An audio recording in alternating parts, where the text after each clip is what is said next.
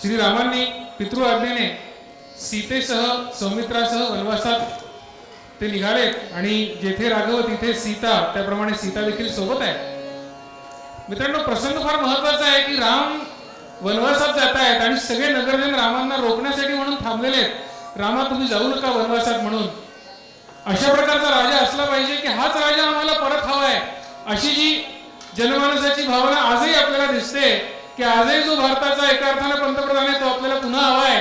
त्याचप्रमाणे ती अवस्था त्यावेळी होती की राम, आपण जाऊ नका, परंतु पितृ आज्ञेचा आणि कर्तव्याशी प्रामाणिक असणारे श्रीराम हे अयोध्या सोडून बाहेर पडतात। शृंगेरवीर पुलास ते येतात आणि त्या ठिकाणी वेगळं कथानक घडतंय। त्या ठिकाणी निषाद राज जे आहेत ते या रामाला भेटतात। मित्रांनो, बऱ्याच वेळा असा भ्रम निर्माण केला जातो की भारतामध्ये वेगळ्या प्रकारचे वर्ण आहेत, त्यामध्ये वेगळ्या प्रकारचे भेद होते, परंतु इथे बघा, हा जो निषाद आहे, हा निषाद देखील किती धर्मप्रवण आहे, हा निषाद देखील किती कर्तव्यप्रवण आहे। तो म्हणतो की हे प्रभू श्रीराम हे साक्षात विष्णूंचे अंश आहेत आणि या गंगेला भूतलावर आणणाऱ्या भगीरथाचा हा वंशज आहे। हा सगळा इतिहास त्याला माहिती आहे।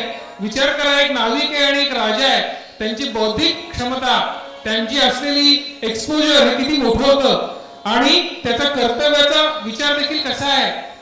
श्रीराम असो की कोणी ऑर्डिनरी नागरिक असो, त्यांना देखील आपल्याला नौकेने पार करायचं आहे, नदी पार करायची आहे। हे सगळ्या कर्तव्याला ते आपलं जीवन मानणारी अशी सगळी ही मंडळी आहेत।